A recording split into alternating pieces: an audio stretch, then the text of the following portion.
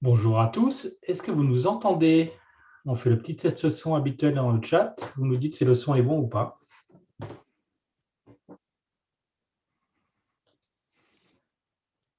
Yes, Rudy me dit que le son est bon. Donc je me présente, je suis Unchene, je suis bénévole à Codeur en scène et j'ai à la technique avec moi Étienne, Yann et Laurie pour les questions et Rudy pour les trolls sur le chat. Et donc, du coup, on a ce deuxième meet-up de l'année avec un sujet où on revient aux sources du Java User Group qui a été créé à la fin des années 2000 à Rouen. C'est avec GraalVM qui sera présenté par Elvadas Nono que je vais vous présenter tout à l'heure.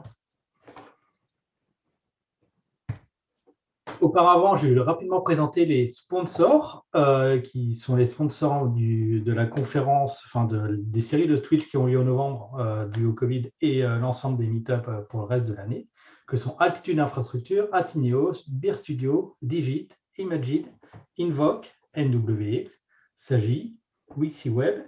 Et le petit logo que vous voyez à côté, c'est Yann Petit qui, en tant que freelance, sponsorise aussi les meet-up.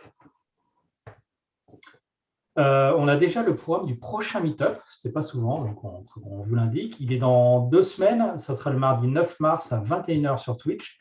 Et on parlera avec les 2 committeurs de J-Hipster Quarkus qui vont vous expliquer la genèse, donc avec Daniel Petit et Anthony Viard. Donc si vous êtes un peu Quarkus, un peu J-Hipster, ça peut être intéressant, ou même si vous voulez connaître mieux tout ce qui est projet open source et contribution à une communauté. Donc rendez-vous le mardi 9 mars à 21h. Vous pouvez nous suivre sur les réseaux, donc sur Twitter, vous pouvez suivre notre chaîne YouTube. Il y a pas mal de vidéos qui sont arrivées en décembre et janvier, il y en a des prochaines qui vont arriver bientôt, normalement dans les semaines à venir, les dernières. On va être bientôt à la fin des stocks des meet-up en physique, donc on sera bientôt à la fin des stocks. Et ces vidéos seront retransmises d'ici 3-4 semaines sur YouTube aussi, après la VOD et Twitch.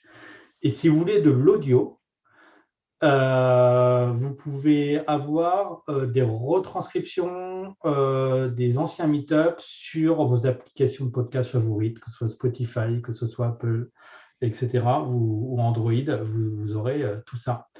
Et enfin, vous pouvez nous suivre sur Facebook, sur Twitter, sur LinkedIn, et vous avez le Slack communautaire. Je vous sur codeuranscène.5.com où vous pouvez, par exemple, rediscuter avec l'orateur de ce soir après le meet-up ou demain, discuter des jobs de la région et rencontrer d'autres personnes de la région autour de la communauté Codeur en scène.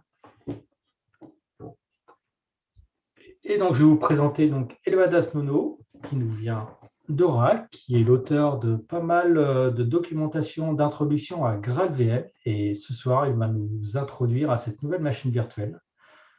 Bienvenue, Elvadas. Merci, Yoann. Bonjour à tout le monde. Merci d'être connecté, de nous faire l'honneur de participer activement à cette web diffusion consacrée à GraalVM. J'ai le plaisir de partager cette session avec vous.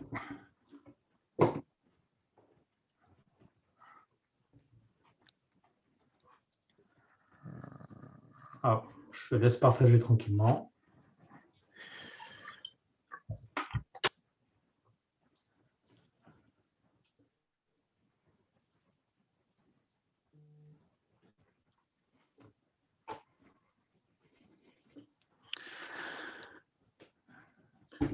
Et juste une petite note avant que tu commences. Donc, dans le chat, vous pourrez poser toutes les questions et à un moment donné, Vadas va faire des pauses dans sa présentation pour prendre une partie des questions. Donc, vous pouvez poser les questions tout de suite et nous, on les gère avec les bénévoles derrière pour vos meilleures questions.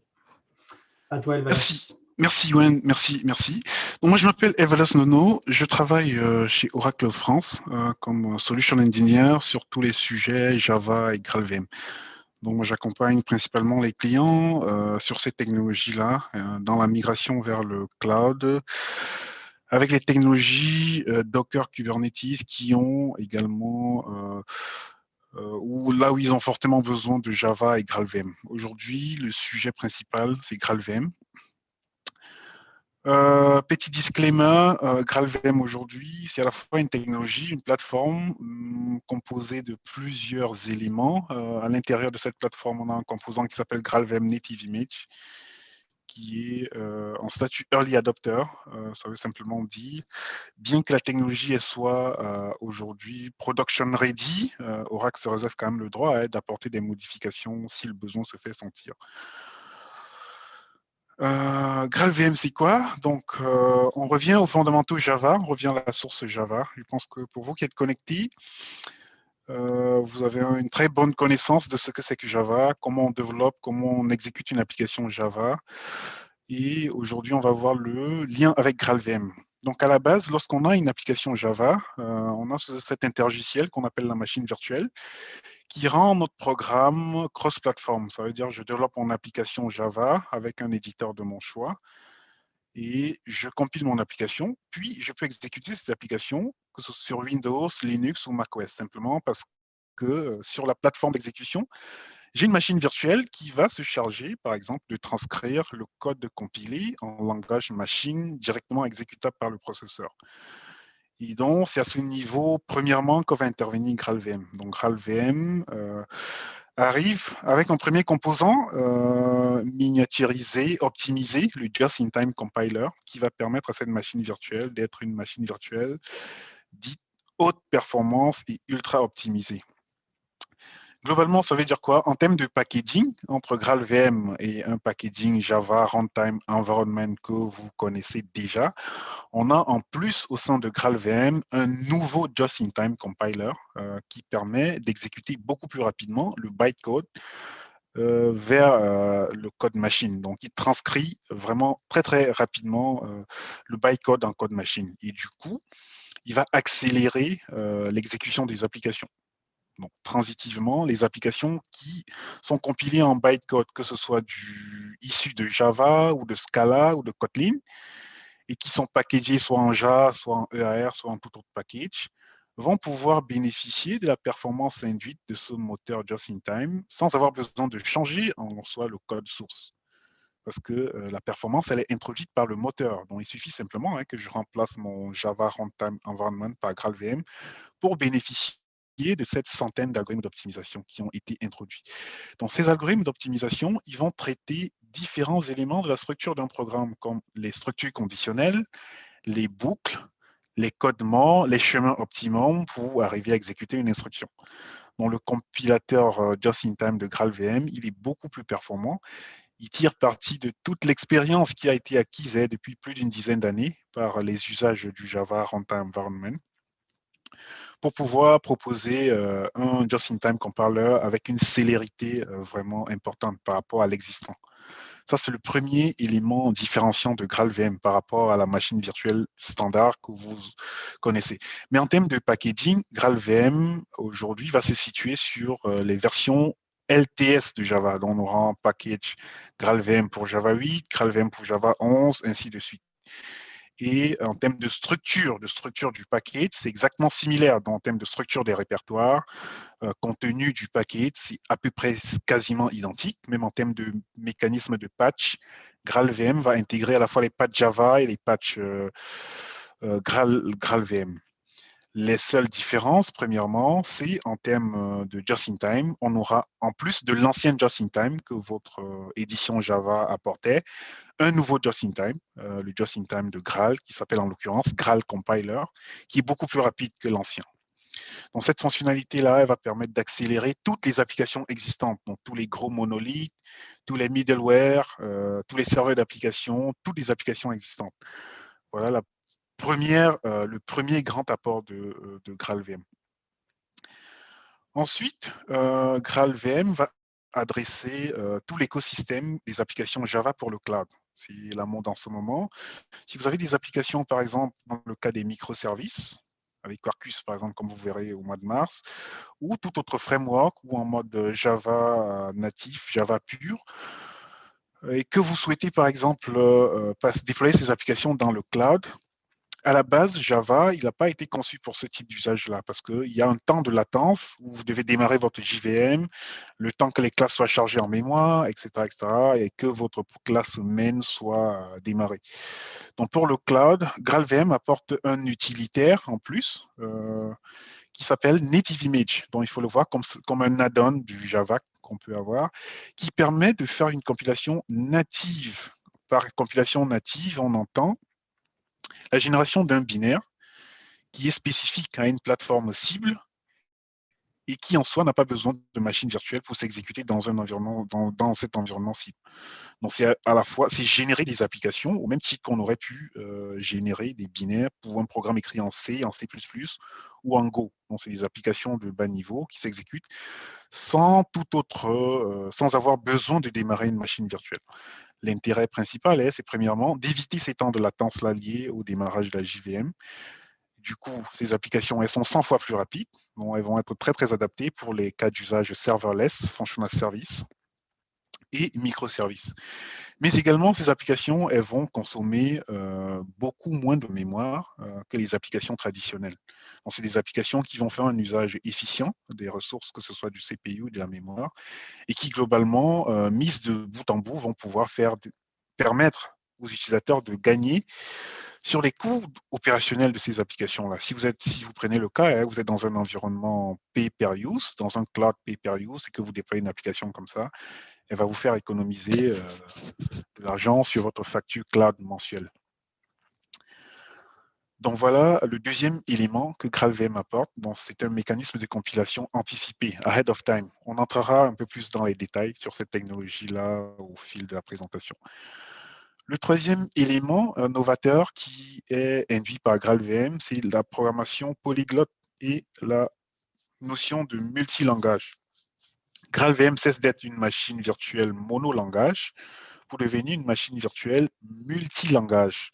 Aujourd'hui, avec la JVM standard, vous pouvez exécuter des applications Java ou tout ce qui est bytecode, mais également des langages de scripting comme le Groovy, etc., etc. Mais avec GraalVM, l'objectif vraiment, c'est de fédérer et intégrer tous les langages de programmation, que ce soit du Ruby, du R, du Python, du WebAssembly, Kotlin, et même des langages de bas niveau comme les LLVM, donc C et C++.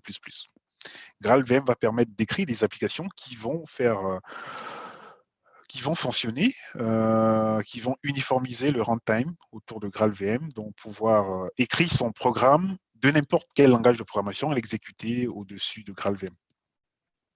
Mais en plus, GraalVM va permettre à ces applications-là de pouvoir s'échanger des informations, de pouvoir interopérer très très facilement, sans avoir besoin de dupliquer des contextes, de mémoire, des données, donc de pouvoir partager un contexte d'exécution entre plusieurs langages de programmation. On verra quelques exemples de ces applications-là à la fin de la présentation.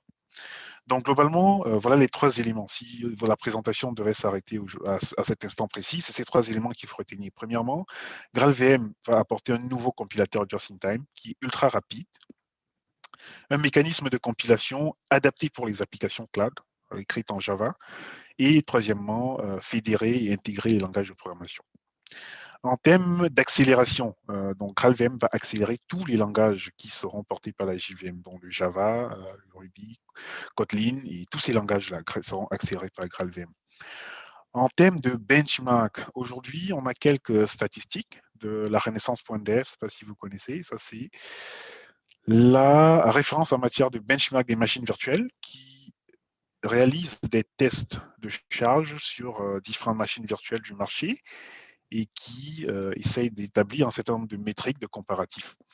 Là, c'est un ensemble d'algorithmes de la vie courante qui ont été testés entre le JDK8 et GraalVM, par exemple. On a noté globalement un accroissement de la performance de plus de 32%. Donc, en moyenne, GraalVM va accélérer tous ces algorithmes-là. Là, c'est que des benchmarks comparativement à Java 8, mais si vous allez sur le site de la Renaissance.dev, vous avez tous les autres, que ce soit Java 9, Java 10, Java 11, etc., etc. Globalement, la tendance est la même. Et GraalVM reste donc aujourd'hui la machine virtuelle la plus performante du marché. En termes de référence aujourd'hui, je ne sais pas s'il y a beaucoup qui utilisent Twitter. Oui, non. Twitter, par exemple, les services qui permettent aujourd'hui à Twitter de réceptionner vos posts et de les insérer dans le système d'information de Twitter, ainsi que ceux qui affichent la timeline, ont été migrés il y a quelques années de Java 8 vers GraalVM.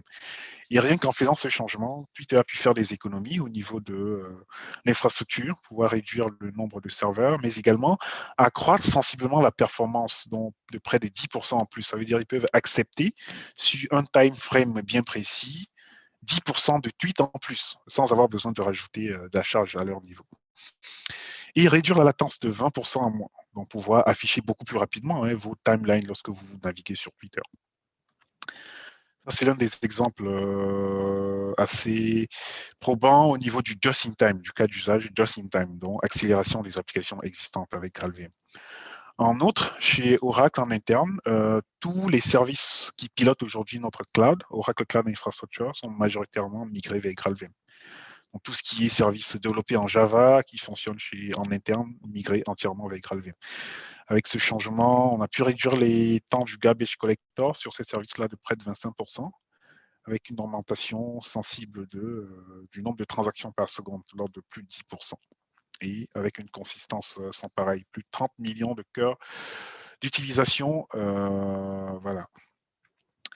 Donc voilà, en ce qui concerne le just-in-time, donc vous pouvez accélérer vos applications existantes avec un changement en temps constant. Donc on va dire quoi? C'est O de 1, la complexité de ce changement-là. Simplement à remplacer mon binaire Java Runtime Environment par le binaire GraalVM. C'est compatible par rapport à votre version. Vous avez déjà en partie la version 8, version 11. Et le fonctionnement est pareil. Donc ça peut être une variable Java Home que vous avez à changer simplement pour votre application. On va donc aborder le second sujet, la compilation anticipée. La compilation anticipée. À l'origine, Java, il a été mis sur pied pour créer des applications cross-platform, dont le slogan c'était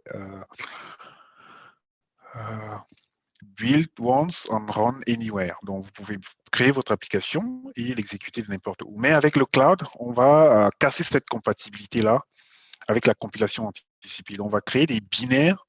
On va étendre la phase de compilation pour qu'elle génère un binaire qui soit spécifique pour une plateforme bien précise. Donc, si je veux compiler pour Windows, je vais compiler un binaire Windows, Linux pareil, ou macOS.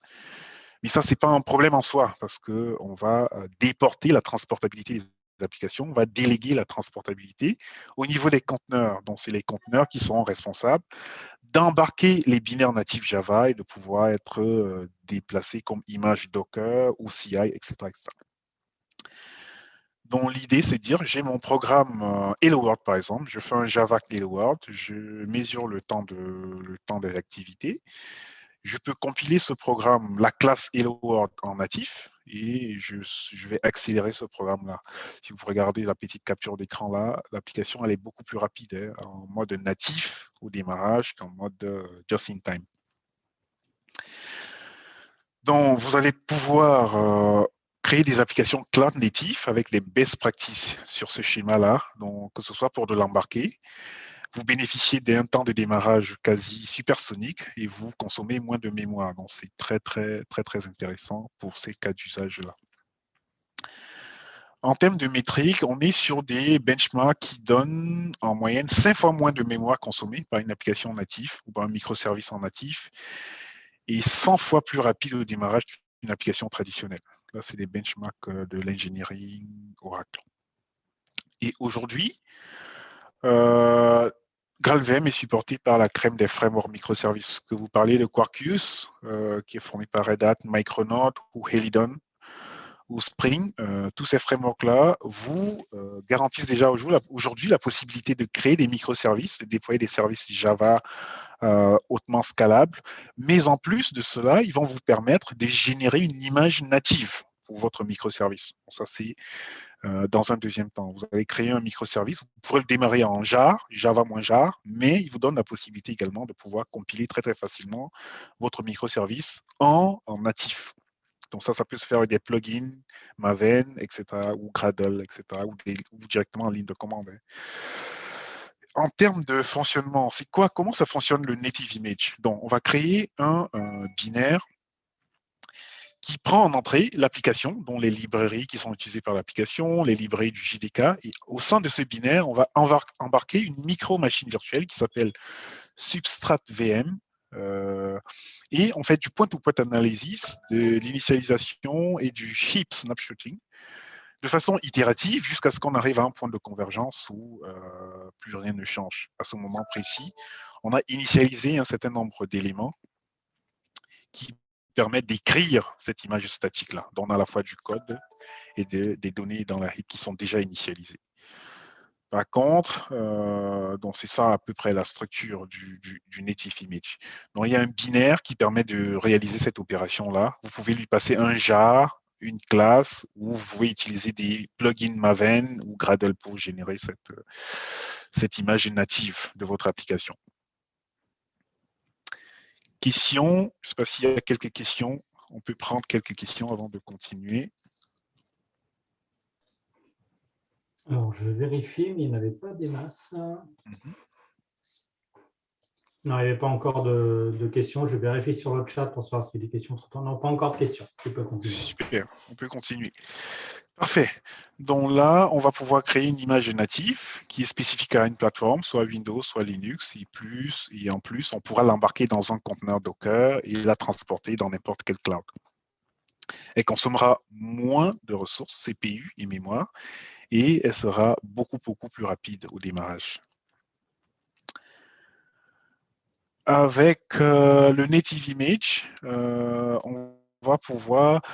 Il y a plusieurs notions qui vont apparaître. C'est par exemple l'optimisation des débits d'une application. On va pouvoir utiliser des techniques de machine learning pour apprendre du comportement des applications et pouvoir optimiser les débits de ces applications-là. C'est une technique qu'on appelle le Profile Guided Optimization qui permet d'étendre encore plus la qualité de son binaire natif.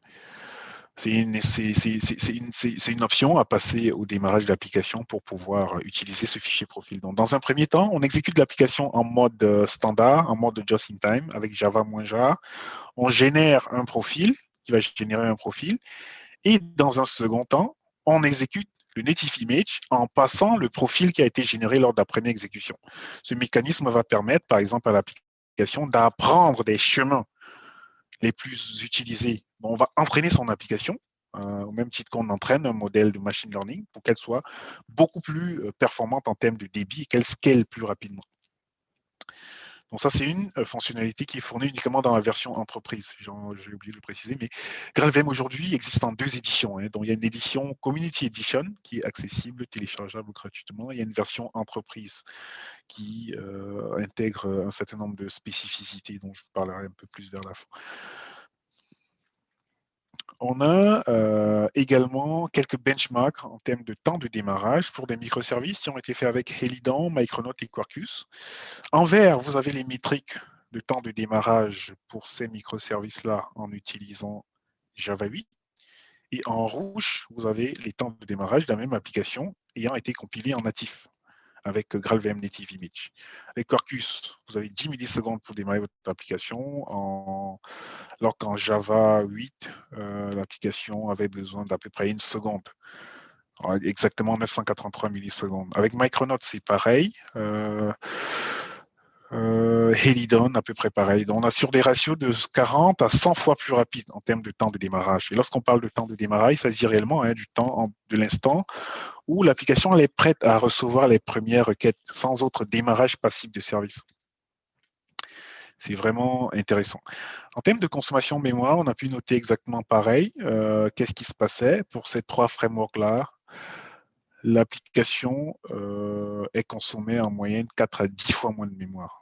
Et en termes de périmètre applicatif, on est sur des microservices, REST, donc c'est un service REST CRUD typiquement qui permet d'insérer une instruction dans une base de données et de pouvoir consulter la même information. C'est ce type de traitement-là qui a été mesuré.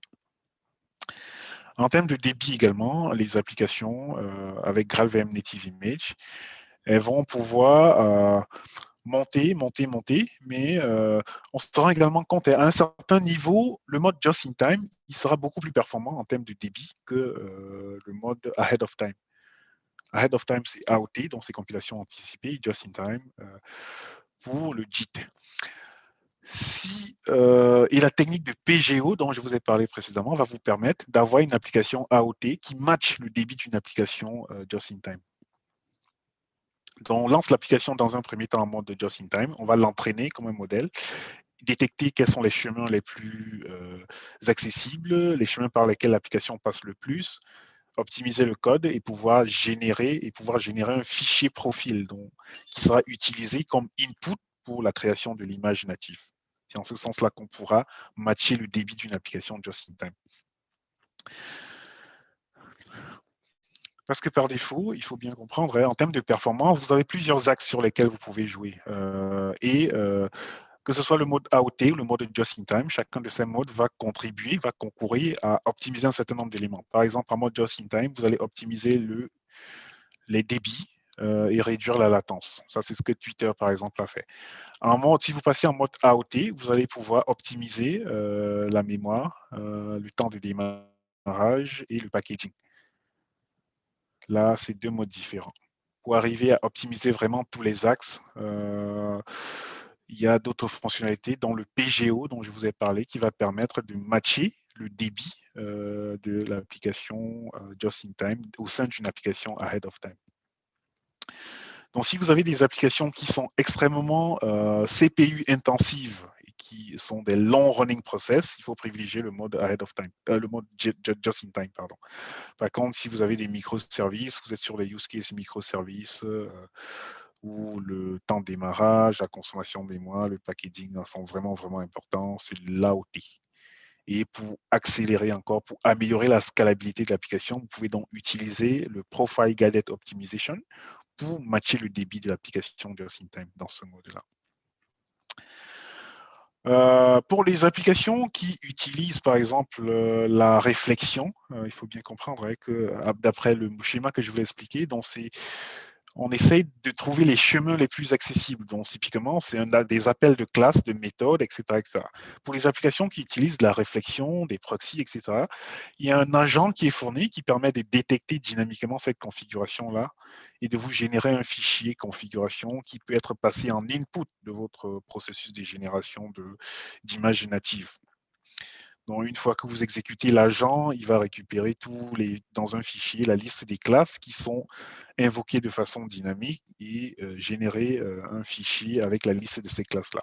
Puis, vous passez ce fichier à votre processus de génération de native image et vous aurez à la fin un fichier binaire, un binaire natif qui intègre tous ces mécanismes-là de réflexion, proxy, ressources, GNI, etc., etc.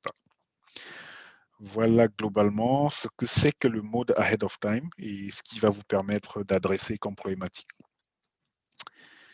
Quelques questions? Alors, effectivement, j'ai des premières questions. Une première question de Sébastien, notre cacheur. Pourquoi le mode JIT est meilleur que le mode natif au-delà d'un certain débit? Oui, très bien. Pourquoi le mode Just-in-Time, il est meilleur que le mode Ahead of Time parce qu'en fait, c'est le fonctionnement même de la JVM. La JVM va être capable de faire de l'inlining, de mettre en cache un certain nombre d'éléments, de pouvoir exécuter des mêmes instructions. Et donc, si on se situe dans le cadre où on a beaucoup d'instructions qui doivent être exécutées, vous allez constater au fil en aiguille, à ce moment-là, le Just-in-Time, il va primer sur le Ahead of Time. C'est lié intrinsèquement au fonctionnement de la JVM, donc à l'exécution même du bytecode. Donc la JVM va être capable de détecter ces chemins-là qui sont exécutés de temps en temps, qui sont réexécutés, et pouvoir réorganiser à un certain moment donné le code, de telle sorte qu'il puisse s'exécuter beaucoup plus rapidement. Les chemins qui sont les plus appelés puissent être exécutés les plus rapidement possible. Donc il y a plusieurs éléments qui ont été introduits au fil des ans au sein du JDK et même du JRE, qui vont concourir effectivement à ce que cet objectif-là soit réalisé. Par contre, le mode Ahead of Time, qui résulte de la compilation native, lui, ce sera un binaire statique qui sera exécuté de façon toujours de la même façon. Toujours de la même façon. Il n'y aura pas de dynamicité au niveau de l'exécution une fois que l'image native elle est générée. Pourquoi? Parce que c'est un binaire qui est statique, qui est généré, et alors que le mode Just-in-Time, ça dépend du chargement des classes dans la machine virtuelle. Donc, avec le mode Just-in-Time, il y a plusieurs mécanismes qui sont introduits qui permettent de faire du caching, par exemple, de faire de la mise en cache, des instructions qui sont les plus exécutées, de pouvoir réorganiser le code d'une certaine façon. Mais alors qu'une fois le mode statique, une fois l'image statique générée, elle sera statique. On pourra scaler, mais à un certain niveau, il faudra forcément d'autres mécanismes pour overpasser le mode just-in-time. Et dans le même genre, et on a Visseler, si je prononce à peu près bien, qui veut faire du test de charge a priori, qui demande si on peut Oui. l'utiliser pour faire du JMeter. Oui, tout à fait. Vous pouvez l'utiliser pour faire du JMeter ou même pour toutes les applications Java qui ont besoin de JRE pour s'exécuter, tout à fait. Et est-ce que tu as une partie qui va décrire quelles sont les limitations de GraalVM, c'est toujours quand on demande la vitesse à côté, on a des contraintes de l'autre. Est-ce que tu as une partie de ta présentation qui explique ça tout à l'heure? C'est une très bonne question. Je n'ai pas spécifiquement de slide, mais on peut en parler typiquement avec le native Vas-y. image. Typiquement avec le native image, s'il y a des gens qui utilisent par exemple des outils qui introspectent le bytecode, typiquement ça n'en aura plus. Ça ne sera plus possible d'introspecter le code natif par exemple. Tu as, Ça, tu as c'est l'un d'autres des prêts. tu as d'autres cas où c'est pas recommandé d'utiliser GraalVM? D'autres cas où c'est pas recommandé d'utiliser GraalVM. Oh non, parce que GraalVM, au moins, vous pouvez l'utiliser pour le just-in-time. Ce sera un fonctionnement as-is pour le cas du Java existant, mais le mode natif, vraiment, il faut l'utiliser pour le cas des microservices. Ensuite, si vous avez des applications, par exemple, si vous avez des dépendances très très anciennes qui ne sont pas native image compliant, vous ne pourrez pas utiliser le native image. Par exemple, si vous décidez de compiler votre projet et que ce projet dépend d'un certain nombre de dépendances qui sont soit très vieillottes, soit qui ne sont pas compatibles avec le native image, ce ne sera pas possible de builder votre application de façon native. Après, en termes de problématiques qui ont également été remontées, c'est que ce processus de native image-là, dans certains cas, ça peut prendre énormément de temps. Donc, ça vous demande une adaptation au niveau de votre de CI, de votre pipeline de continuous integration, pour pouvoir vraiment bien le traiter. D'accord. Donc, Pinach 404, tu nous diras sur le chat si on a bien répondu à ta question. Tu pourras reposer des questions et on pourra revenir si tu le souhaites sur le sujet un peu plus tard. Voilà pour les questions. Parfait, merci. Donc là, on termine avec le mode Ahead of Time. On va donc passer au troisième élément, le multilangage et la machine virtuelle polyglotte. On en a un peu parlé en début, dont l'objectif, c'est que GraalVM soit le moteur d'exécution de tous les langages de programmation. Ça, c'est l'objectif. Et comment ça s'est fait? Aujourd'hui, il y a un framework qui s'appelle Truffle, qui permet d'implémenter très très rapidement des arbres syntaxiques et d'implémenter les langages de programmation. Sur cette base-là, Oracle a implémenté un JavaScript, qui s'appelle GraalJS, qui est compatible EMACScript, et qui a remplacé complètement le JavaScript, l'usage du JavaScript dans tous les produits Oracle et tous les JDK. Nashron, typiquement. Il y a également une implémentation pour Python, Ruby et ainsi de suite. Et des langages de bas niveau. Donc l'objectif, c'est vraiment de pouvoir tirer le meilleur parti de chaque langage de programmation pour faire une application. C'est pas de dire si je veux faire une application de visualisation, par exemple, de données, je sais par exemple que R est très bon dans la visualisation de données. Il faut que je fasse ma visualisation en R. Et la présentation, je pourrais faire dans un langage qui me permet de présenter cette donnée-là très, très facilement. Donc l'objectif, c'est vraiment de pouvoir aussi intégrer des librairies existantes dans mon écosystème sans avoir à les réécrire. Supposez j'ai une librairie, par exemple, de machine learning avec TensorFlow en Python ou autre. Je vais pouvoir utiliser cette librairie dans mon programme Java. Il ne faut pas que je réécrive complètement cette librairie en Java. Il faudrait que je puisse démarrer cette librairie, la charger avec GraalVM et l'utiliser au sein de mon programme. Bon, ça, c'est l'objectif. Avec les langages de bas niveau comme C et C++, donc GraalVM fournit une extension qu'on va appeler le LVM module qui va permettre de compiler ces langages-là en bitcode et de pouvoir exécuter ce bitcode-là au sein de GraalVM. Je vous montrerai un exemple tout à l'heure. Il y a une banque qui l'utilise massivement pour débugger même depuis le front-end jusqu'au back-end, toutes les applications. Parce qu'en ce sens, GraalVM implémente le protocole Chrome DevTool Protocol. Donc, si vous avez une application qui est démarrée en mode web sur GraalVM, vous pouvez débugger cette application-là depuis Chrome. Que ce soit une application WebLogic, JBoss, Tomcat, etc. Toutes les applications. Et en débuguant, vous n'allez pas voir que du Java. Vous allez voir tous les langages qui sont inclus dans votre application. Donc, si vous avez écrit une application polyglotte en Java, C, Python, R, depuis Chrome, vous allez débugger tous ces langages-là. Aujourd'hui, en termes de certification, donc Oracle certifie ses produits, mais bon, c'est à peu près le même fonctionnement en termes de middleware, donc tout ce qui est WebLogic, JBoss, WebSphere, Tomcat, etc., etc. Ça, c'est censé fonctionner normalement et accélérer la performance de ces middleware-là. En termes de benchmark, sur ces éléments-là, on a fait des benchmarks sur un certain nombre d'API Jakarta EE, dont c'est tout ce qui est JSP, T35, HTTP Session, JDBC en moyenne, c'est 30% de TPS en plus. Et donc, ils sont arrivés à la même conclusion, que c'est très, très intéressant pour les long running en data crushing, en CPU intensive workload. Donc, si vous avez des applications vraiment CPU intensifs, GraalVM va les accélérer. Voilà. Je ne sais pas si il y a des gens qui sont familiers à l'intelligence artificielle, GPU. NVIDIA a récemment mis sur pied un langage qui s'appelle le GraalCUDA. Je ne sais pas si vous êtes au courant de ce langage-là. En fait, c'est un langage qui permet simplement d'accéder très très facilement aux différentes fonctionnalités du hardware GPU depuis n'importe quel langage de programmation.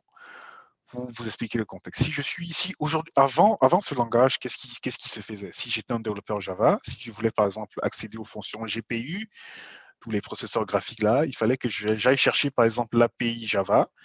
Si j'étais un développeur Python, que j'aille chercher l'API Python, etc., etc. Donc pour NVIDIA, NVIDIA devait maintenir plusieurs API comme ça, les mettre à jour, c'était un peu compliqué. Donc avec GraalCUDA, donc c'est un langage unifié qui est polyglotte, et donc si tous les développeurs veulent faire les mêmes opérations aujourd'hui, ils n'ont plus besoin d'aller chercher des API. Ils doivent simplement faire des appels polyglottes depuis le langage de prédilection. Donc, si je suis développeur Python, j'écris mes instructions en Python et au moment de consulter les GPU, j'ai fait un appel polyglotte selon le mécanisme qui est prévu par GraalVM en utilisant le langage GraalCUDA. Donc, je veux dire, typiquement, je vais faire un appel, consulter nombre de processeurs GPU en GraalCUDA et j'aurai les résultats dans mon langage Python et je pourrai continuer mon programme. Voilà globalement. On a également pas mal d'outils qui sont fournis et qui viennent avec GraalVM. Le plus intéressant, je pense, c'est de pouvoir débugger ces applications polyglottes depuis Chrome. Donc débugger du Java, du C, C++, etc. depuis Chrome. Différence principale entre l'édition entreprise et l'édition communautaire. En dehors du support, les patchs, etc., etc. Dans la version entreprise, il y a 2 fois plus d'optimisation. En termes de native image, la version entreprise utilise la compression des pointeurs, donc c'est sur 32 bits, il passe 64, donc ça réduit encore plus la consommation de mémoire. Avec la version entreprise, on a vu que dans le native image, il y a une micro VM qui s'appelle Substrate VM qui est embarquée. Dans la version entreprise, il y aura toujours la possibilité de faire des dumps pour cette VM-là. Par contre, dans l'édition communautaire, ce ne sera pas possible. Le Profile Guarded Optimization dont je vous ai parlé, qui permet de faire matcher les débits d'une application just-in-time à une application AOT, avec cette sorte de machine learning qui apprend du comportement just-in-time pour répliquer la configuration AOT. C'est disponible qu'en version entreprise. L'agent qui génère la config, etc., etc. Le débugage des symboles, le debug des native images, ça c'est présent qu'en version entreprise. Et vu qu'on est en mode polyglotte, on a le C et C++ qui peuvent être exécutés via le LLVM module, comme je vous ai dit. En version communautaire, donc il n'y a pas de protection, pas de barrière au niveau des accès mémoire. Donc on peut typiquement avoir un programme C, C++ qui va en dehors de la zone mémoire allouée. Ça, c'est vraiment la responsabilité des développeurs de s'assurer que ça n'arrive pas. Par contre, en version entreprise, il y a un module qui permet d'assurer d'exécuter le C++ en mode managé. Donc, il ne pourra pas sortir de la zone qui lui est allouée. Et un meilleur support des langages et des modèles dynamiques. Voilà globalement ce que c'est que GraalVM. Donc en 3 mots, c'est rapide, smarter et leaner, faster. On a vu tous les algorithmes d'optimisation qui ont été introduits, le Smarter qui peut faire du machine learning et optimiser la configuration d'une application, optimiser les débits d'une application, et Leaner vraiment générer des applications smooth qui sont adaptés pour les microservices, pour les functional services qui vont consommer moins de mémoire, utiliser moins de cycles CPU et au final engendrer une réduction drastique de la consommation sur un cloud et de facto une réduction des coûts IT liés à l'hébergement et à la maintenance de ces applications-là. Voilà, globalement. On arrive à une session de questions-réponses avant que je ne passe à quelques démos. Il y a quelques questions, c'est le moment de les prendre. Alors, deux petites questions de debug. La Oui. première de Seb le cacheur. Est-ce que le debug depuis Chrome d'une app GraalVM est réservé à la version entreprise? Non. Par contre, le debug des symboles, c'est C++, ça c'est dans la version entreprise. Mais avec la version communautaire, vous pouvez le faire. Hein. Vous pouvez écrire une application polyglotte, la démarrer et ensuite débugger depuis Chrome. Et si ça utilise le même protocole que Chrome pour débugger, est-ce qu'il est possible de débugger depuis VS Code? Oui, aussi. On a des plugins VS Code, typiquement pour GraalVM, qui permettent de faciliter l'utilisation de GraalVM au sein de VS Code, tout à fait. Et du coup, GraalVM, si c'est basé sur OpenJDK, c'est sous quelle licence? Une question de Hugo. GraalVM n'est pas basé sur OpenJDK. GraalVM, c'est un projet open source qui est porté par Oracle et plusieurs autres acteurs. Donc, vous avez le projet open source qui est accessible à tout le monde, graalvm.org, vous pouvez télécharger gratuitement. Et je crois que c'est une licence Apache 2. Et ensuite, la version entreprise, elle est fournie sous licence OTN, Oracle Technology Network. Et du coup, je vais anticiper une question qui n'est pas encore sur le fichier, parce que c'est lié. Est-ce qu'il y a un support polyglotte pour IntelliJ, tant qu'on est là-dessus? Support polyglotte pour IntelliJ, à ma connaissance, non. Mais il faut que je vérifie. Mais à ma connaissance, non. Je pense que les gros investissements qui ont été faits au niveau des plugins, c'est plus au niveau de VS Code que de IntelliJ. Il faudrait vérifier. Je sais qu'on a fait également quelques travaux avec IntelliJ. On a beaucoup plus travaillé sur Micronaut, Micronaut GraalVM et Polyglot. Je suis pas certain. Je suis pas certain. Faudrait que je reconfirme tout ça, mais je pense pas. De mémoire, non. Polyglot, IntelliJ. Je continue sur la question, donc je reviens sur deux questions de Pinage 404. Alors la première, dans quel cas une dépendance pourrait ne pas être native image compliant? Ouais, c'est typiquement des vieilles dépendances qu'on peut, je sais pas si c'est du Java 6, du Java 5. Je vous ai dit, les GraalVM aujourd'hui target les LTS. Donc on a GraalVM pour Java 8, GraalVM pour Java 9, etc., etc. Ou même une dépendance qui fait appel à du code natif, ou comme du GND, ouais. Ou même qui simplement, ouais, c'est ça. Si vous regardez par exemple Quarku, oui, c'est dans ce cadre-là où il y a des dépendances qui de prime abord, ne sont pas compilables de façon native. Il faudrait soit les réécrire, soit ajuster un certain nombre de choses pour que ce soit compliant. D'accord. Une autre question, du coup, comment GraalVM peut être plus performant pour un langage, exemple JavaScript, qu'un interpréteur spécifique, exemple B8, qui a été optimisé pendant des années? Oui, pour JavaScript, en l'occurrence, je vous ai parlé de Truffle. Donc, Truffle, c'est un moteur d'implémentation de nouveaux langages sur lequel GraalVM s'appuie. Donc, au niveau de JavaScript, donc ce que GraalVM va faire, c'est faire une implémentation JavaScript de A à Z. Donc, c'est s'appuyer sur la spécification JavaScript et faire son propre interpréteur JavaScript qui s'appuie sur Truffle et donc qui est implémenté, qui est supporté par GraalVM. On a, du coup, avec ça, tu peux exécuter du JavaScript, tu peux faire du JavaScript ou du Node.js, etc., etc. En termes de performance, on a, ça dépend vraiment des cas d'usage, mais on a plusieurs cas d'usage où, en général, soit les benchmarks ont révélé que le JavaScript V8 il était moins performant ou c'était pas entièrement tranché. Pour des cas d'usage, c'était vraiment du 50, parfois 50-50, parfois en faveur de GraalVM, parfois GraalJS, pardon, on va dire GraalJS, ça s'appelle GraalJS, l'implémentation JavaScript de Graal, parfois V8. Aujourd'hui, c'est pas vraiment tranché. Ce que les gens ils vont mettre en avant à ce niveau-là, c'est surtout le polyglotte. Donc, par exemple, depuis mon JavaScript, faire appel à un modèle TensorFlow, Python ou Java pour pouvoir débugger complètement mes applications et unifier la machine virtuelle sur laquelle je fais fonctionner mes applications.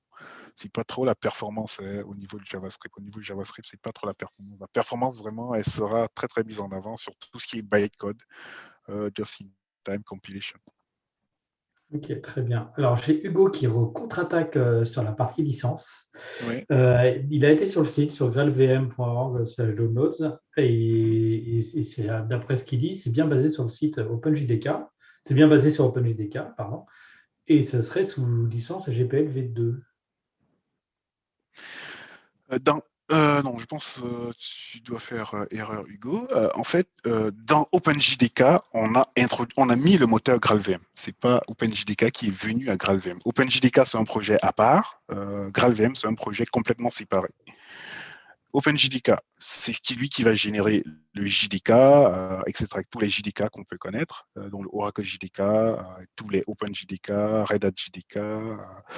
Mais GraalVM, c'est un autre projet. Ça n'a rien à voir avec OpenJDK. C'est deux projets avec deux project committees totalement différents, un pilotage totalement différent et rien à voir avec OpenJDK. Simplement, le moteur, le Just-in-Time Compiler de Graal, il a été donné dans la communauté OpenJDK à partir de la version 11. Mais en termes de projets, c'est deux projets totalement différents qui suivent une gouvernance totalement séparée. Bien, et donc ça reprécise dans le chat, donc j'ai été vérifié sur le site entre-temps, donc on a la version communautaire qui est distribuée avec OpenJDK et la version entreprise qui est distribuée avec la JVM Oracle. C'est ça? Oui.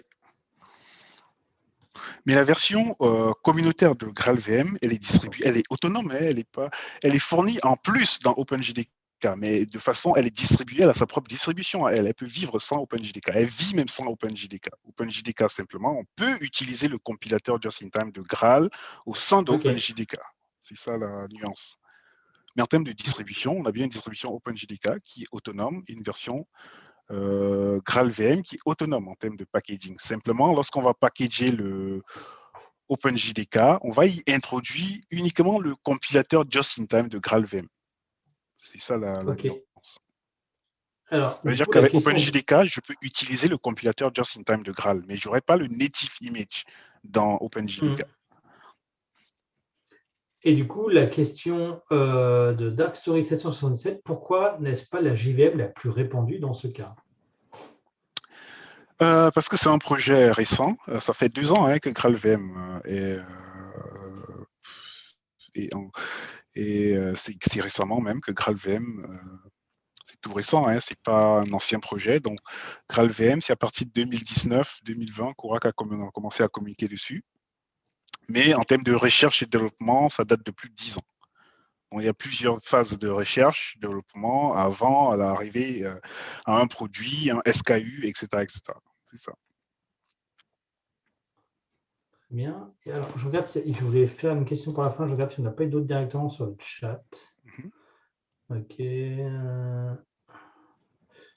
Pinage 404. Donc, si on utilise OpenJDK 11+, ça utilise GraalVM en interne, pour l'interrogation. GraalVM est inclus. Maintenant, il faut l'activer. Il faut l'activer. Il y a des options pour activer le compilateur Graal. C'est l'interface. Regardez l'interface JVM CI. Use JVM CI. C'est ça qui permet d'activer, de switcher de Just-in-Time Compiler.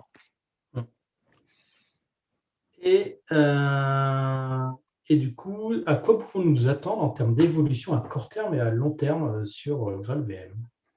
Je vais finir par cette question-là. Moi, je ne vais pas faire des prestidigitations. Aujourd'hui, à court terme déjà, dans l'offre Oracle Java, on a GraalVM qui est inclus. La version entreprise, la version Enterprise est incluse dans GraalVM. pardon, la version GraalVM Enterprise est incluse dans le Java Enterprise d'Oracle. Mais également, je ne sais pas si tu voudrais préciser quelques axes. En termes d'évolution, il n'y a pas de changement spécifique. Dans le projet GraalVM évolue séparément de OpenJDK. Et il est fourni également dans OpenJDK. L'objectif c'est que cette technologie-là, je pense, dans un futur, je ne sais pas quand, ça pourra remplacer complètement. Je pense qu'à mon avis, ça va remplacer dans un futur, je ne sais pas exactement quand, ça c'est mon avis personnel et ça n'engage rien sur la société Oracle. Je pense que ça pourrait remplacer le Java complètement et que OpenJDK même. Ils pourront merger en tout cas. Ça, c'est une possibilité.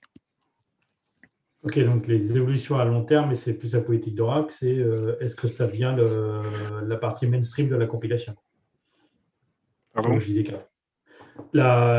L'évolution à long terme, c'est une décision d'Oracle de si ça devient le compilateur officiel. C'est plus la communauté OpenJDK que la communauté Oracle. D'accord.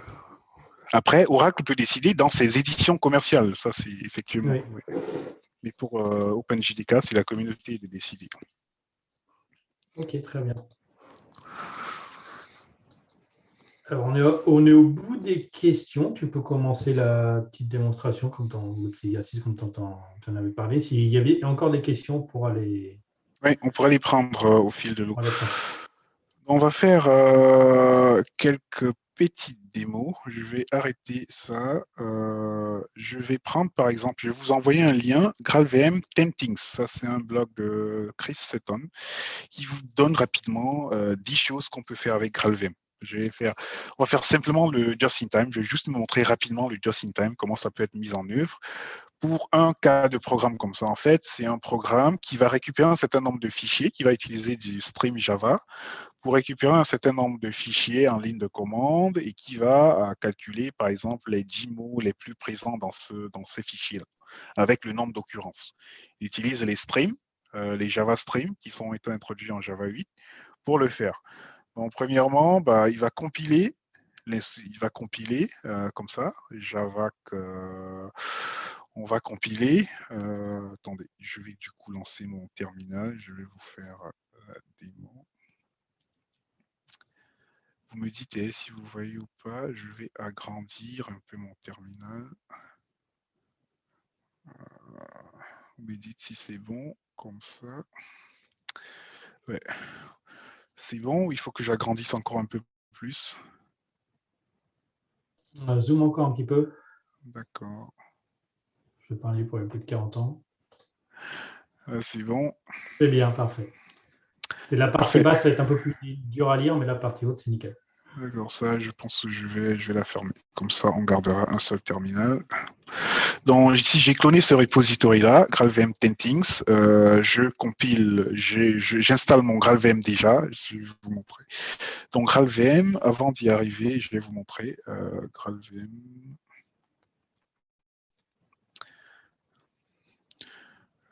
Donc, ici, vous avez la version communautaire. Vous pouvez télécharger GraalVM ici. Donc, il y a deux éditions. La version communautaire, vous pouvez la prendre là, ou la version entreprise, vous la prenez là. Pour les tests, la version entreprise, elle est également gratuite et vous pouvez la télécharger là. Vous avez simplement accepté le contrat de licence. Donc, je vais vous présenter, moi j'ai cette version-ci, 21.02.02 pour du Java 11. Ensuite, j'ai pris la plateforme macOS. Ici, je vais vous présenter, vous avez le core, donc ça c'est le GraalVM Core, qui est vraiment le cœur de l'application. Ici, vous avez le composant Native Image, donc c'est à télécharger et à installer en plus. Vous avez quelques utilitaires. Ça, c'est un graph visualizer pour visualiser à peu près les instructions dans le code, comment c'est géré. Et pour ce qui est du C++, vous avez le GraalVM LLVM Toolchain. Donc, c'est lui qui permet de compiler, par exemple, le C et C++ en bitcode et de pouvoir l'exécuter au sein de GraalVM. Vous avez ensuite des extensions pour différents langages, comme le Ruby, le Python, le WebAssembly Et même, vous avez une implémentation de Java en Java, Java implémenté en Java, avec Truffle dont je vous ai parlé. Et vous avez ici le R. Je vais vous montrer mon installation du coup. Donc, c'est simple. Ici, si je fais par exemple echo $graalvm, moi je l'ai déjà installé, donc je l'ai installé là, j'ai installé la version entreprise et je vais vous montrer par exemple tous les utilitaires que j'ai installés en plus. Donc, je fais graalvm, bin, language, GU, oh mais si, GU. Donc GU, c'est un utilitaire qui vient avec GraalVM. En fait, ça veut dire Graal Updater. Avec cet utilitaire, vous pouvez installer tous les composants dont vous avez besoin. Par exemple, si je veux installer par exemple le Python, l'extension Python, j'ai simplement à l'utiliser. GraalVM Home, je mets bin, GU, install, Python par exemple. Il va me dire que mon Python est déjà installé ou j'ai besoin de privilèges par exemple.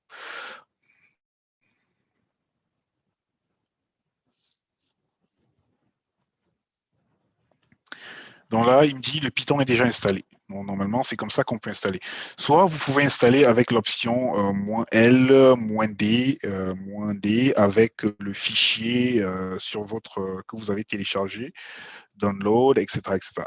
Donc, soit vous installez comme ça en mode offline ou vous installez en mode online, installe Python.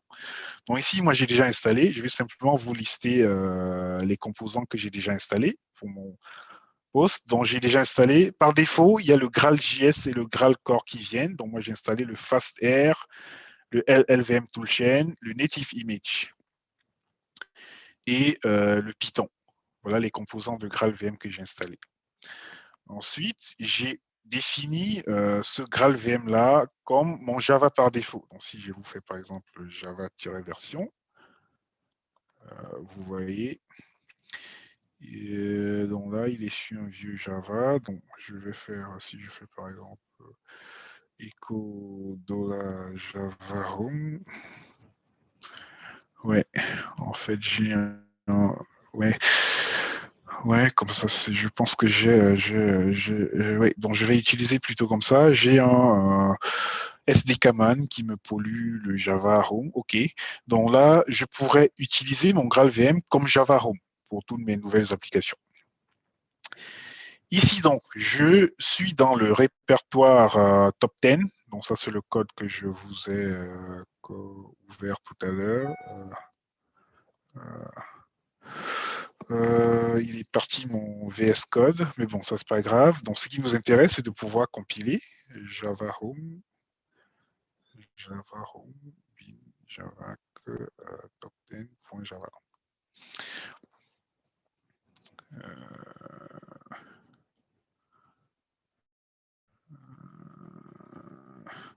Oui, je vais faire et je relance. Donc là, je vais compiler de façon native. Ensuite, je vais pouvoir exécuter mon fichier.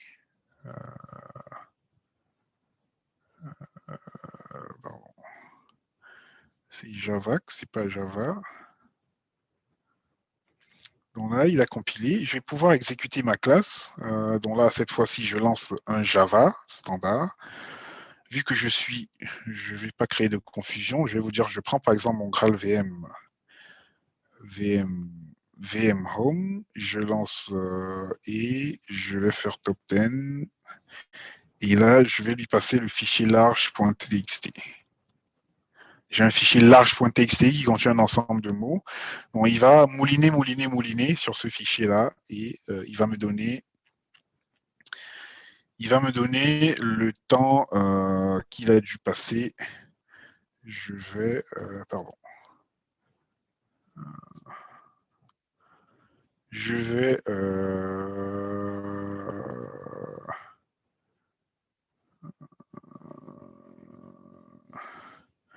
j'ai perdu mon dollar. Pardon. Bon, je vais calculer le temps.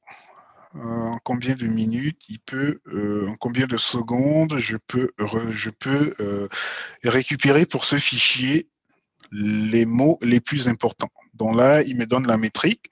J'ai le real, le user et le système. Donc en gros, 12.428. Donc là, c'est le Graal compiler qui a été utilisé parce que j'ai utilisé GraalVM. Mais non, je vous ai dit GraalVM venait avec l'ancien just-in-time compiler et le nouveau qui a été utilisé précédemment.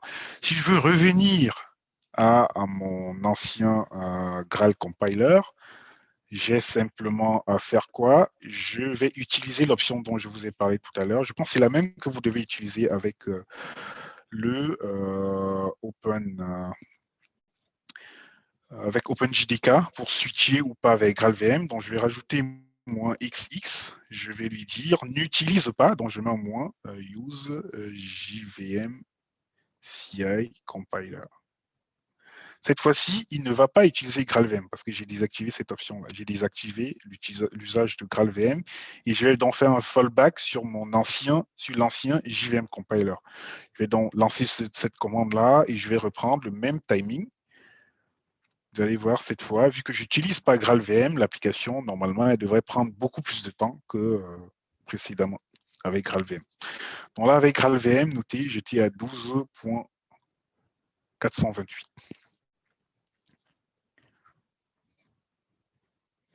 Et là, vous avez vu, je suis à combien? Exactement le même fichier, je suis à 18.640. Vous pouvez faire des métriques comme ça sur pas mal d'exemples. Vous allez voir quelle est la célérité de GraalVM. Donc ça, ça dépend vraiment aussi du workload de votre application. Là, c'est pour la première démo sur le JVM, sur la JVM. Ensuite, je vais vous montrer le native image, par exemple. Native image. On aurait pu, ouais, on peut compiler.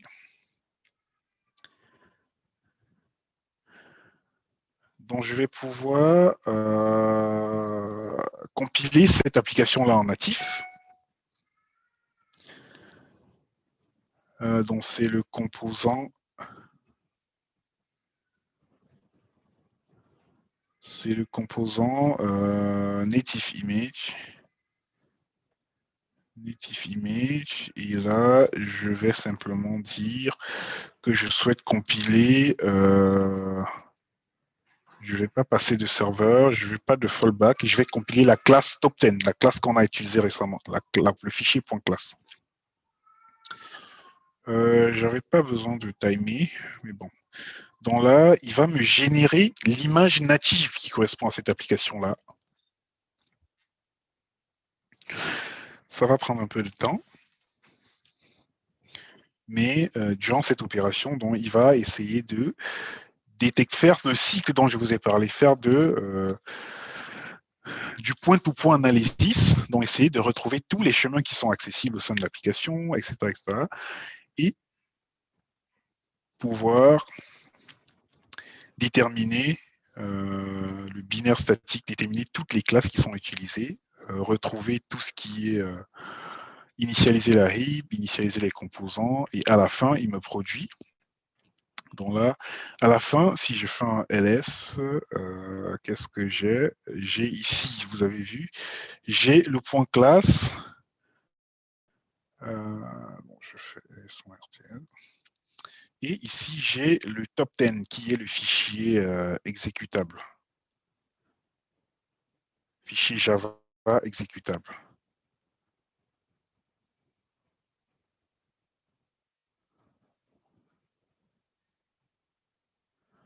Donc, je vais rajouter cette librairie-là. Je vais simplement rajouter ça dans mes librairies et ensuite, je vais pouvoir l'exécuter en mode natif. Donc, si je vais reprendre le timing et là, je passe le fichier là, je.txt.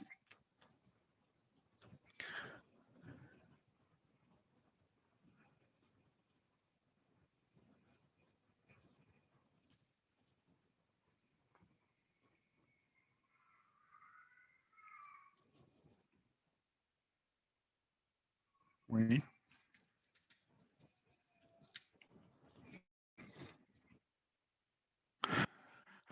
Ah mince.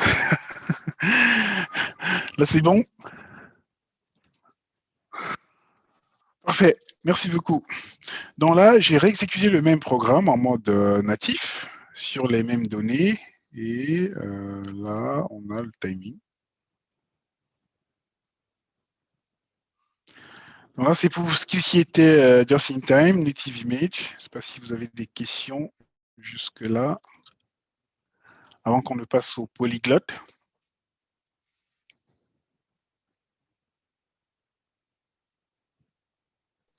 Alors, je suis en train de vérifier.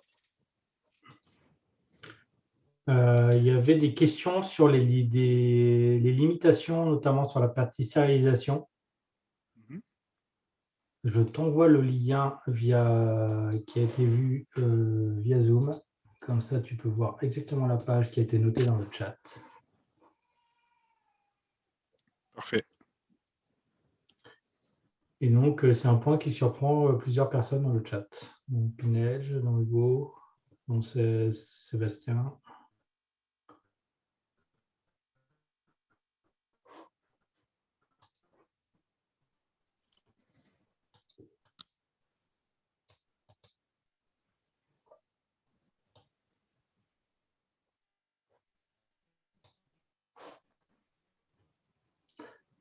Est-ce que tu peux peut-être partager la page pour que tout le monde voit?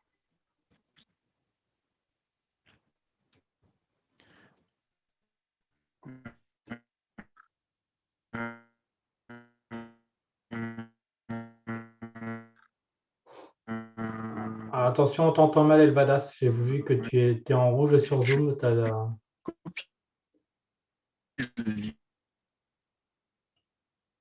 Hop, c'est mieux. On t'entend très mal. Il va falloir que tu recommences la phrase, je pense.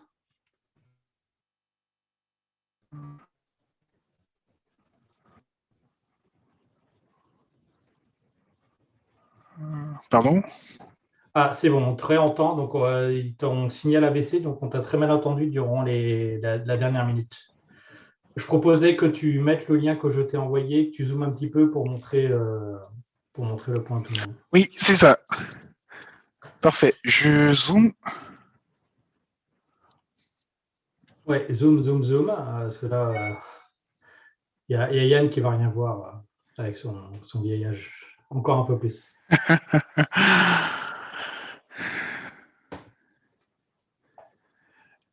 Ah, Java Genie. non, tu descends sur la partie sérialisation. Oui. Java serialization requires class metadata information in order to function and must be specified during a native image generation in a configuration file. However, Java serialization a persistent source of security vulnerability. The Java architect have announced that the existing serialization mechanism will be replaced with a new mechanism, avoiding this problem in the near future.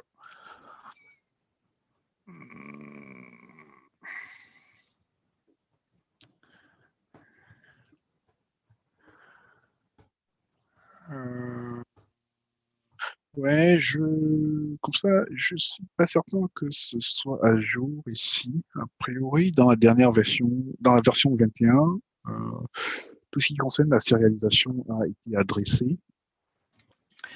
D'accord. Je vais vérifier ça. Mais pour tout ce qui est Dynamic Proxies, effectivement, je sais pas si pour la version communautaire, l'agent il prévaut parce que dans la version entreprise, il y a cet agent Native Image Agent qui permet de générer dynamiquement la configuration pour tout ce qui est proxy et autres.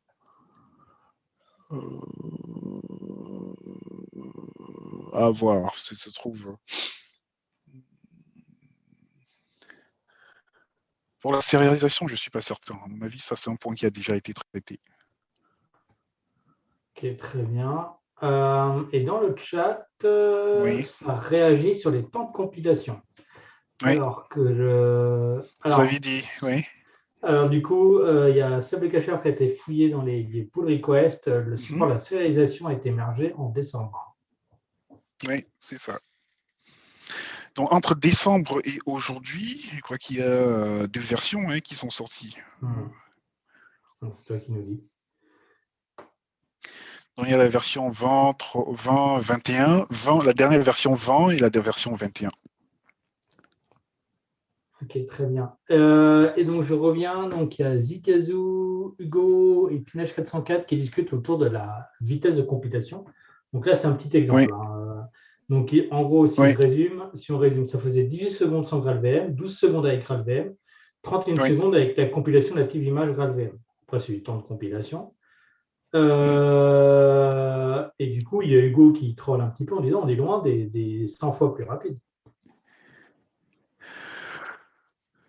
On est loin des 100 fois plus rapides. 100 fois plus rapide. Alors, rêver. 100 fois plus rapide, attention, on dit 100 fois plus rapide en termes de temps de démarrage. On n'a pas dit 100 fois plus rapide end-to-end. 100 fois plus rapide end-to-end. Et en plus, ce native image qu'on a généré, il est basique. Il n'a pas été optimisé, il n'a pas utilisé le PGO, il n'a pas utilisé. Il y a plein d'éléments qui ont été faits par défaut. Oui, oui, pour les 31 millisecondes, oui. Il est basique, il est basique. Ok, donc voilà, j'ai fait à peu près le tour du chat, donc tu peux revenir à la démo. On va continuer la démo. Donc, la troisième démo, c'est sur le polyglotte. Pour le polyglotte, je vais vous présenter une mini-application que j'ai faite pour afficher les courbes de coronavirus dans n'importe quel département en France. Je vais zoomer un peu. Je vais t'envoyer le lien. Je ne sais pas si tu veux partager sur le chat, sur la chaîne. Ouais. À me pencher. Oui, c'est pas facile. C'est pas facile la technique de la caméra. Là, je vais zoomer. Vous me dites quand c'est bon.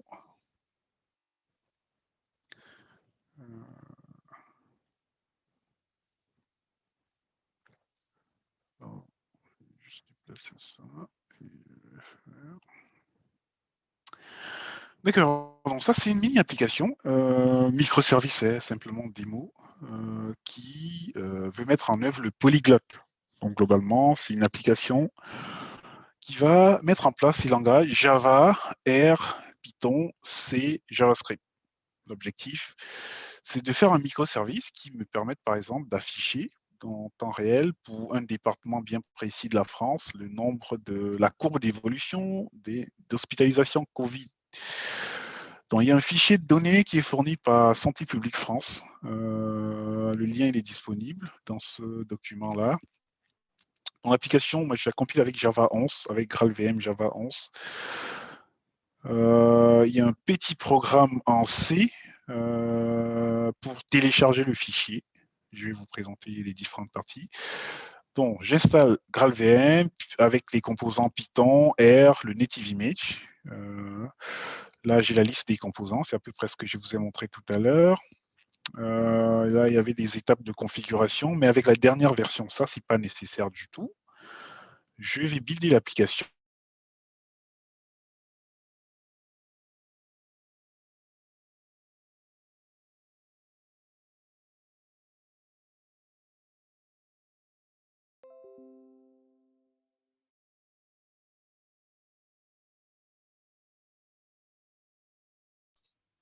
Vadas, est-ce que tu es encore là?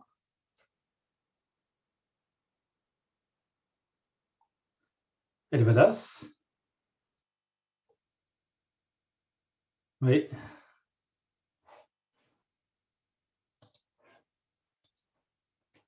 Juste avant la dernière démo en plus.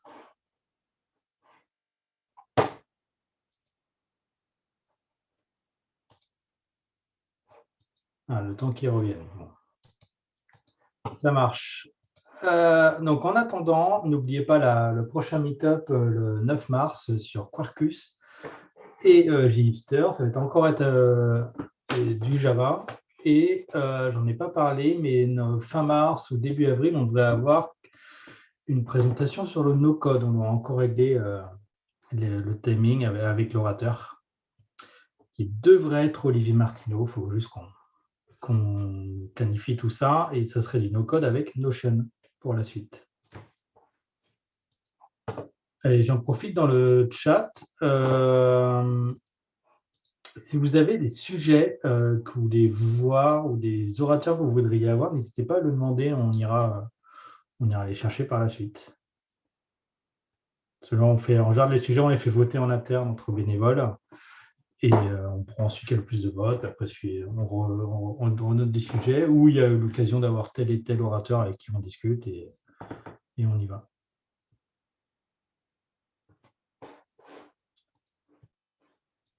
En attendant, je peux peut-être montrer la chaîne YouTube en attendant qu'ils se connectent.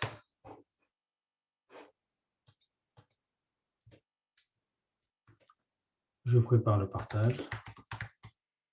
Ceux qui ne connaissent pas, où il y a toutes les rediffusions.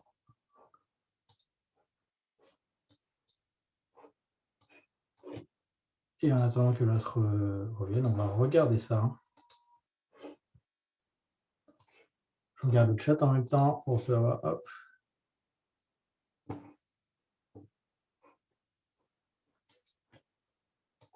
Juste pour vous montrer YouTube, donc là vous avez différentes playlists, vous avez les meet-ups de chaque année, et par exemple si je prends ce qui s'est passé, là vous pouvez revoir toutes les présentations de novembre dernier, où on a dû tout faire à distance comme on le fait ce soir, donc vous pouvez tout revoir à cet endroit-là. Vous aurez, et en général, c'est entre 1 heure et 2 heures, en général 45 minutes de présentation, et ensuite l'ensemble et le reste avec des questions, avec toute l'interactivité que donne Twitch. Et vous avez aussi les Meetup 2021. Donc les Meetup 2021, ça va être les replays de Twitch. Donc là, vous avez pour l'instant uniquement la jungle des licences open source, et par la suite, on aura celui de ce soir. Vous pouvez aussi revenir vers le passé, vers les Meetup 2020 et 2019. C'est surtout Étienne et moi qui faisons les montages. Donc, je crois que 2019, on a dû tout compléter, Étienne. On doit finir ce début 2020 maintenant, au niveau de l'ensemble des Meetup. Donc, les Meetup 2020. Donc, Hugo Poy qui a travaillé beaucoup dans le chat. On devrait rattraper les derniers cette année. Donc là, il y a de la caméra à mixer et tout l'ensemble. Et donc, on devrait mettre les derniers cette année. Et après, on attendra, on ne sait pas, milieu d'année, fin d'année ou 2022 pour les prochaines étapes en physique. Et le Hadas, est-ce que tu es revenu? Oui, désolé, j'ai eu une petite coupure. Pas de problème. Je te rends l'écran. Je meublais en présentant la chaîne YouTube entre-temps.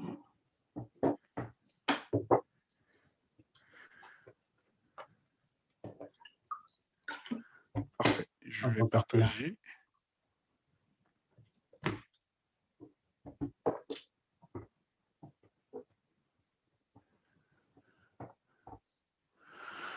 Donc, je vais recommencer. J'étais en train de présenter simplement le microservice Helidon qui permettait d'afficher point département de France, la courbe d'évolution des hospitalisations Covid avec Java, R, Python, C, JavaScript.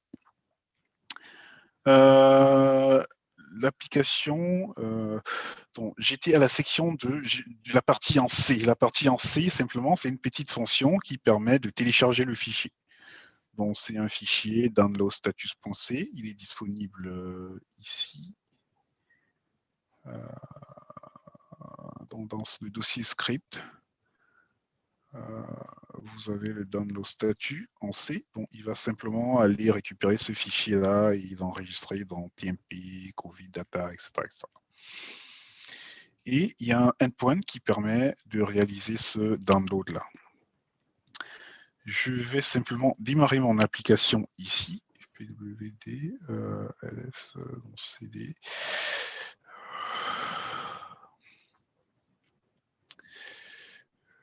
Helidon ls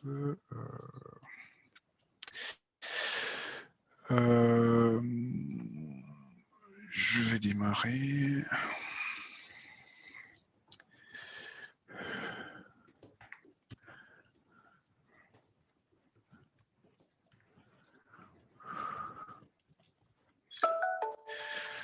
Donc, je reviens simplement là.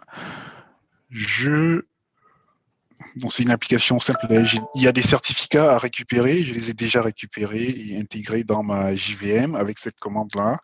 Si vous êtes en Java 8, c'est un chemin différent. Donc, c'est GraalVM JRE-lib. Par contre, en Java 11, ça suffira. Je compile mon application et je démarre avec ces options-là où je spécifie le chemin du script R. Donc, la visualisation, elle est faite par le fichier R. Les statuts de download, ils sont là. Les noms des départements, ils sont retournés par un script Python. Donc, je vous montrerai le script. Donc, ici, simplement, je vais faire $graalvm home, bin Java, et je mets toutes mes options là. Donc, je démarre mon script Java avec GraalVM. Et ici, par exemple, si je fais ls-rtl tmp, je vais retélécharger le fichier. On va retélécharger le fichier. Je pense que c'est peut-être plus simple de faire toutes les étapes. Je lance simplement cette commande-là. Mon microservice, il est sur du 80-80. Je vais lancer ça. Donc là, qu'est-ce qui va se passer? Donc, je vais solliciter le endpoint download sur mon web microservice. Il y a une fonction en C. La fonction en C, elle va être exécutée depuis un contrôleur Java. Et le fichier, il va être téléchargé et placé là. Si je reviens dans le code source, je vais vous montrer à peu près cette fonction-là. Donc, dans les sources, main Java, Covid, c'est là. Démo, Covid ressources. Donc là, c'est mon contrôleur. Je vais dans le download. Je vais vous montrer à peu près ce qu'il fait.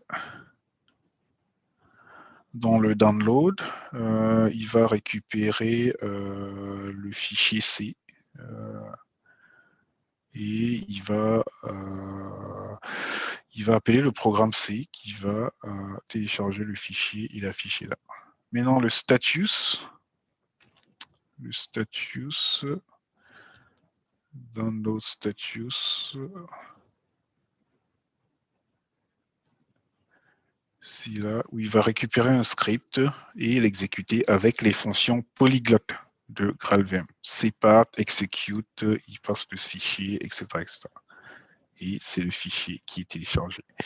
Ensuite, les noms de départements. Donc là, pour récupérer les noms des départements, par exemple, il y a un fichier Python qui contient ces informations-là. Je vais vous le montrer. C'est dans le script, par exemple. Département.py, j'ai les noms, j'ai les correspondances, j'ai une variable qui me correspond, qui me donne l'identifiant et le nom du département. De telle sorte que sur la courbe, je puisse afficher directement le nom du département et pas l'identifiant. Et également, je vais exposer, ça c'est un mécanisme d'exposition polyglotte, par exemple une fonction qui sera appelable depuis le code, depuis n'importe quel code depuis GraalVM. Donc dans GraalVM, je pourrais avoir accès à ce contexte getDepartmentById. Et c'est ce que je vais faire depuis les sources à ce niveau. Donc dans le contrôleur, on va retourner dans le contrôleur pour la partie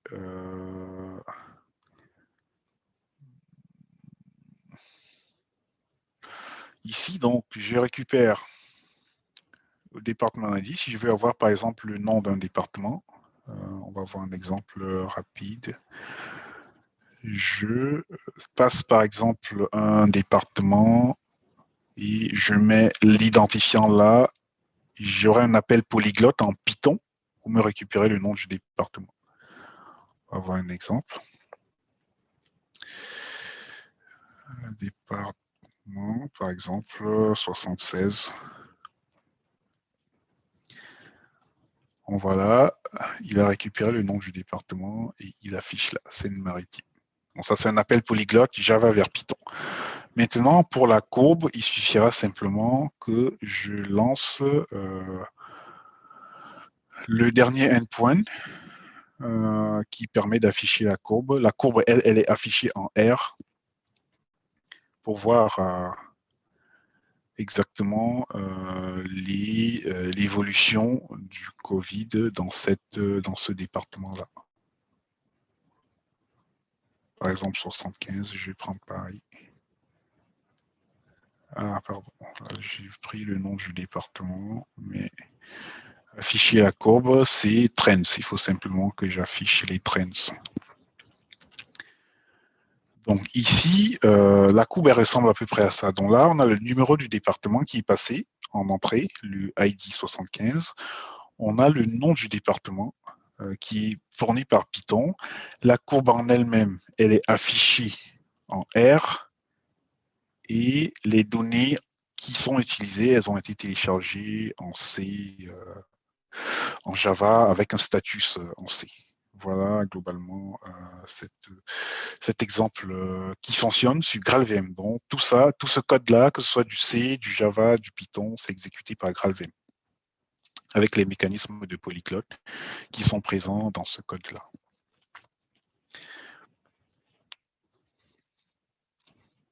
Il y a également du JavaScript pour les validations des noms de départements, des trucs comme ça. Donc si je passe un département à un chiffre, il le concatène, etc., etc. Il fait des validations en JavaScript. Donc voilà un petit exemple pour voir comment on peut mettre en œuvre très très simplement ces différents langages-là au sein de GraalVM. Je vais mettre un autre département, et Trends pour le 76.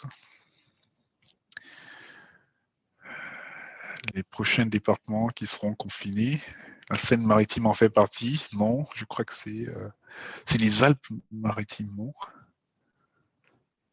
Attendez. Bon là, c'est les données de santé publique français. Moi, je fais que les afficher par rapport à. Donc là, on a avril jusqu'à février à peu près. Voilà, voilà, voilà. Je pense qu'on a fait le tour. Je ne sais pas si vous avez des questions par rapport à tout ça. Si vous avez des cas d'usage que vous essayez de voir, vous projeter, est-ce que ce serait faisable, pas du tout faisable, n'hésitez pas, c'est le moment. Alors, je te regroupe les dernières questions. Ouais. Question de Pinage 704. Je dev avec Clojure. Je trouve que c'est très long à démarrer en local pendant la phase de dev. Est-ce que GraalVM peut aider dans ce cas précis? Exactement, il peut accélérer le démarrage de votre éditeur de code. Je ne sais pas si vous utilisez Eclipse ou IntelliJ. C'est des applications Java typiquement dont elles ont besoin d'un JRE pour démarrer. Si vous remplacez votre JRE par GraalVM, tout à fait, ça peut aider à ce niveau-là. Je regarde si j'ai d'autres questions. Je retrouve le fichier. Hop. Je crois que je n'en ai plus dans le chat. Allez-y, il y en a dans le chat. Ok. Non, j'ai bien couvert le point. Super. Alors, je revérifie voir le live. Ouais. Est-ce qu'on peut avoir le lien de la première démo? Lien de la première démo, ouais, j'ai je vous copié que le lien l'envoie. de la deuxième démo. Je vais le mettre. Je vous envoie, vous l'avez Hop, et je le copie dans le chat.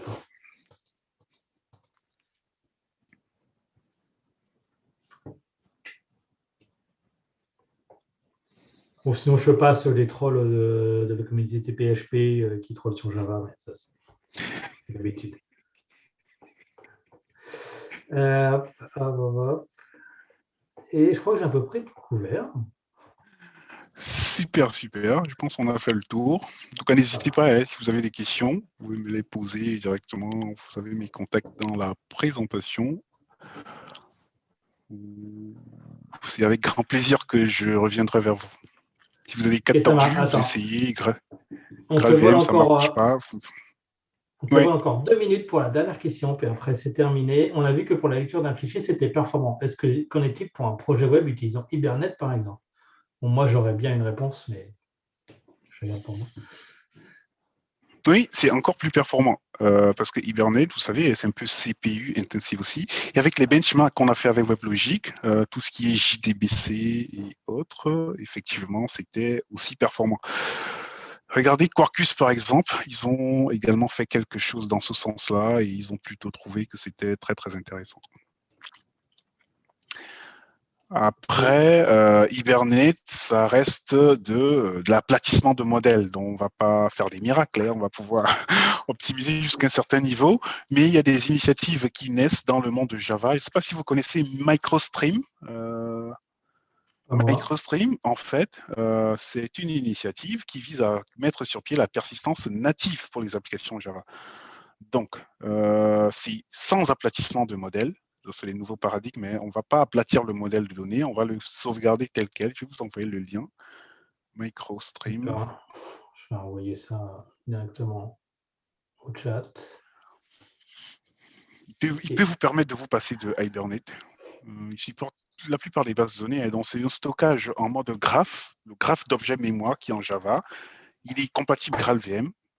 Il y a même actuellement un hackathon qui est ouvert avec des prix à gagner pour les personnes qui mettraient en œuvre les applications utilisant soit Elidan, soit GraalVM et MicroStream.